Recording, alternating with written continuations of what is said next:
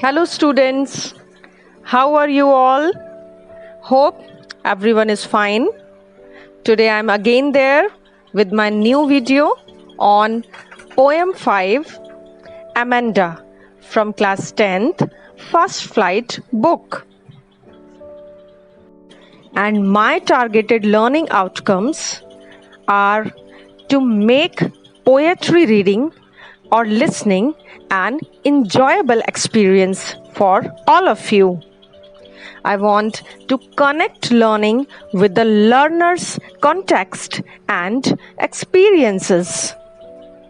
To learn the use of new words and phrases. Dear students, after reading this poem, you will be able to learn the use of imperatives. That means commands. And I also want to give you all the confidence to create a new poem by yourself. So, let's begin the discussion. Dear students, have you got scoldings by your parents anytime? Do your parents instruct you all the time about the do's and don'ts? What you should follow, what you should not follow? Do they instruct you all? How do you feel at that time? Do you feel good or are you irritated by the instructions of your parents? Do you feel like your parents are trying to dominate you all the time? And when they instruct you to follow good habits, what do you do at that time? Do you follow them quickly? Or do you want to get freedom from your parents? Many questions are there. So, dear students, here in this poem also, there is a girl who is having the same feelings what you feel. So, connect your experiences with the poem. Before we start the recitation of the poem, let's discuss shortly about the poetess. Dear students, this poem is written by Robin Klein, whose full name is Robin McMogg Klein. She's an Australian author of books for children, and she writes children's and young adult fiction. Some of her famous books are Hating Alison Ashley, People Might Hear You, etc. Dear students, now let's see the introduction to the poem. This poem expresses the state of a little girl's mind who is constantly instructed about do's and don'ts by her mother. Means what is good for her, what she should do and what she should avoid, that her mother instructs her all the time. The girl's name is Amanda and her mother is irritating her for her mistakes. Her mother used to give instructions not to hunch her shoulders and to sit up straight like this. Here, hunch means bend the shoulders. Means there are many instructions which are given to Amanda by her mother in this poetry, which irritates her a lot. Now, let's recite the poem. Don't bite your nails, Amanda. Don't hunch your shoulders, Amanda. Stop that slouching and sit up straight, Amanda. There's a languid emerald sea where the sole inhabitant is me, a mermaid drifting blissfully. Did you finish your homework, Amanda? Did you tidy your room, Amanda? I thought I told you to clean your shoes, Amanda. I am an orphan roaming the street. I patter soft dust with my hushed bare feet. The silence is golden, the freedom is sweet. Don't eat that chocolate, Amanda. Remember your acne, Amanda. Will you please look at me when I'm speaking to you, Amanda? I am Rapunzel, I have not a care. Life in a tower is tranquil and rare. I will certainly never let down my bright hair. Stop that sulking at once, Amanda. You're always so moody, Amanda. Anyone would think that I nagged at you, Amanda. Now let's see the explanation stanza-wise. Stanza 1. Don't bite your nails, Amanda. Don't hunch your shoulders, Amanda. Stop that slouching and sit up straight, Amanda. There's a languid, emerald sea where the sole inhabitant is me, a mermaid drifting blissfully. Now, first of all, let's discuss about the difficult terms that came in stanza 1. First one is hunch. That means bend. Slouching. That means sitting in a lazy way. Languid. That means relaxed. Emerald. Here, emerald means green color. Inhabitant. That means resident. Someone who lives in a particular place is called resident or inhabitant. Drifting. That means carried slowly by the water. Blissfully. That means happily. Now let's see the explanation. Dear students, the poet in this stanza is describing Amanda, a little girl who is always pointed out by her mother for her mistakes and how she imagines her life to be. The poet says that the mother is pointing out Amanda for biting nails, which is a bad habit. Next, she asks her to sit straight without bending her shoulders. Amanda, who has habit of bending her shoulders and sitting lazily, is being pointed out because her mother wants her to sit in the right posture. At this point of time, when she is being scolded by her mother, she imagines herself to be in a deep green sea. Means when Amanda's mother is pointing her out for her mistakes and scolding her for her mistakes, at that time Amanda is in her own imaginations, and where she imagines herself that she is in a green sea. She says that she wants to be in the only resident of this beautiful green sea. Means she wants to live in this beautiful green sea only. She doesn't want to live at home. She imagines herself like a mermaid who is alone there and leads her life in a very relaxing way.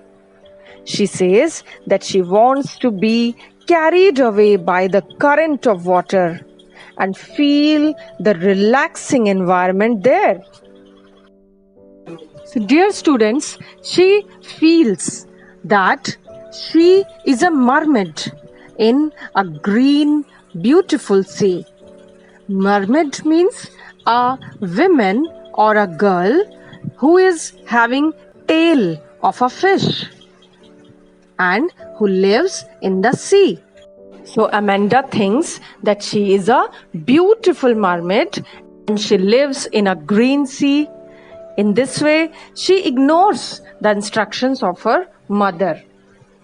As you see, the beginning lines that are spoken by Amanda's mother, and the lines which are written in the bracket that show the imagination of Amanda. Now let's see stanza 2. Did you finish your homework, Amanda? Did you tidy your room, Amanda? I thought I told you to clean your shoes, Amanda. I am an orphan roaming the street. I patter soft dust with my hushed bare feet. The silence is golden, the freedom is sweet.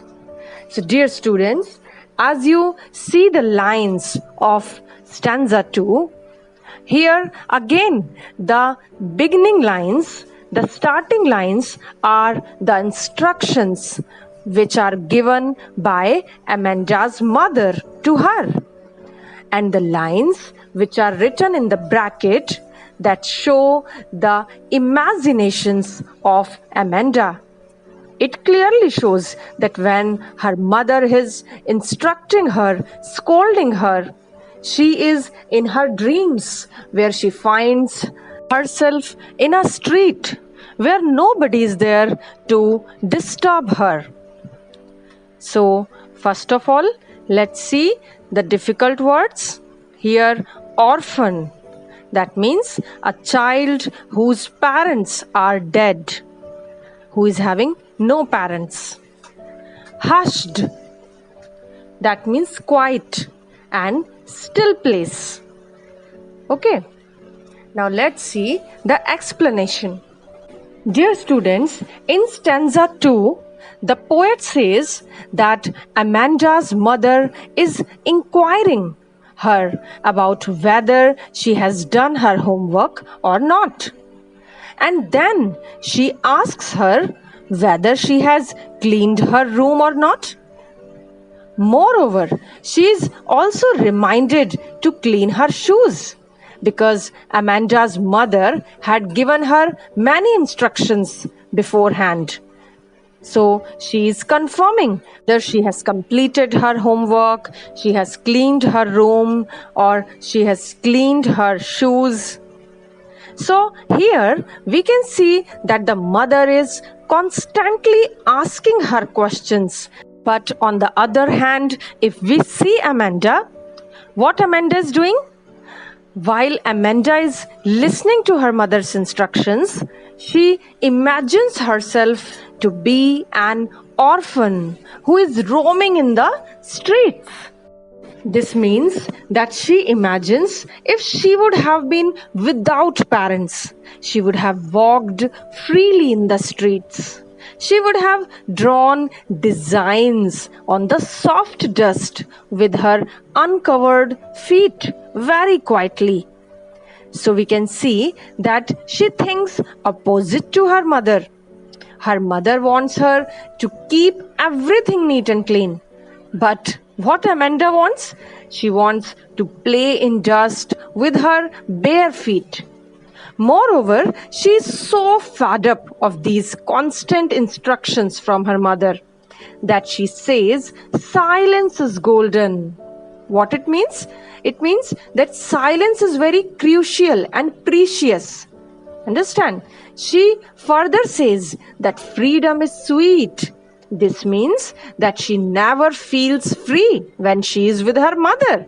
Understand? So she wants to be away from her parents, from her mother, that there should be no one to disturb her. Now let's discuss stanza 3. Don't eat that chocolate, Amanda. Remember your acne, Amanda. Will you please look at me when I'm speaking to you, Amanda? I am Rapunzel. I have not a care.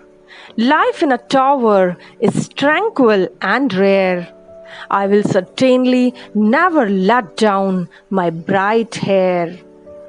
So, dear students, you see how smartly the poet has expressed the mother's instruction in the beginning lines and imagination of Amanda in the lines written in the bracket.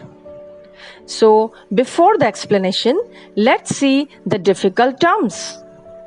Acne, that means pimples. You know that usually many people face this problem, that is a skin disease where you have red spots on your faces, and that can be caused due to bad eating habits. Rapunzel, this is the second word. That means a girl in the fairy tale by Brothers Grimm. Dear students, actually Rapunzel is a German fairy tale about a young woman whose name is Rapunzel with impossibly long hair and who lives alone in a tower held captive by a witch. The next word is tranquil. That means calm, quiet, peaceful. The next word is rare. Rare means uncommon. Now let's see the explanation of stanza 3. According to this stanza, Amanda's mother is disallowing her to eat chocolates. She reminds her of pimples that Amanda faces due to eating chocolates. At last, she scolds her for not paying attention to what her mother says. Because when her mother scolds her for not eating chocolates, because due to eating of too much of sweets, excess of sweets, a person may get pimples. And Amanda also gets the same problem. So her mother is disallowing her, means she is telling her not to eat the chocolates. But when she tells the same thing, Amanda ignores her mother, and which makes her mother more angry. At this moment, Amanda imagines herself to be Rapunzel. Rapunzel was a character from a fairy tale that was captured in tower by a witch. The witch used to climb the tower with the help of long hair of Rapunzel that were let down by her through the window. So now Amanda wants to be Rapunzel because she feels that life in the tower will be peaceful and unusual. She thinks she will be free and live in a peaceful environment in the tower. She also confirms to herself that she will never let her hair down to anyone, so that nobody could come to her in the tower. As you know very well that Rapunzel was having very long hair, and whenever the witch who had captured her wanted to come to the tower, Rapunzel was always putting her hair downwards like the string so that the witch can climb up the tower. So Amanda says that she would never put her hair downwards. She would never put her hair or let her hair down so that no one should come to her in the tower, and she should lead a peaceful life. She should not be disturbed by anyone. Now let's see stanza 4. Stop that sulking at once, Amanda. You're always so moody, Amanda. Anyone would think that I nagged at you, Amanda. So you see that again Amanda's mother is found instructing her. Here, let's see the difficult terms. Sulking, that means be in a bad mood. Moody, that means unstable, means your behavior changes anytime. Sometimes you are happy, sometimes you quickly become angry, Understand? Means moody you are. Nagged. That means harass. That means to annoy or to upset someone. Okay. Now let's see the explanation. In this stanza, Amanda's mother now warns her. She gives warning to Amanda for behaving in a very odd manner. Because she is behaving in a very odd manner, so she is giving warning to her. She asks her to stop being in a bad mood. Moreover, she blames her of having such an unstable mood. She also scolds her by saying that her behavior will one day make people think that Amanda was constantly being harassed by her mother.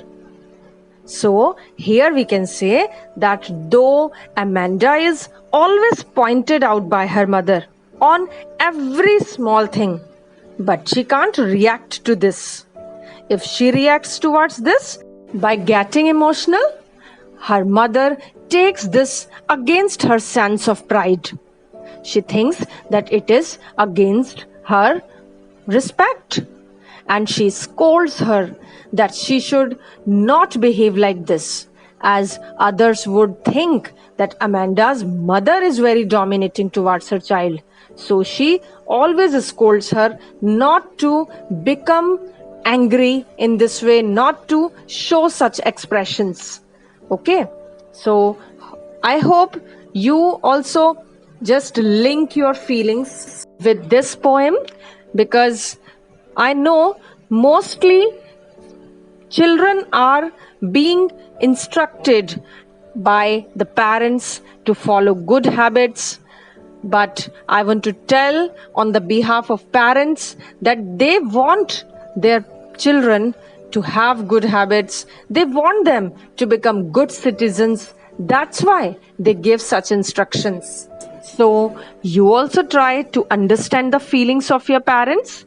Don't get irritated by them and never think that you should live away from your parents, because without parents, life is impossible. Okay? So if they are strict, you just try to understand why they are behaving in this way. They are behaving so because they want your betterment. So just follow good habits and become a very good person. Thank you very much for watching the video.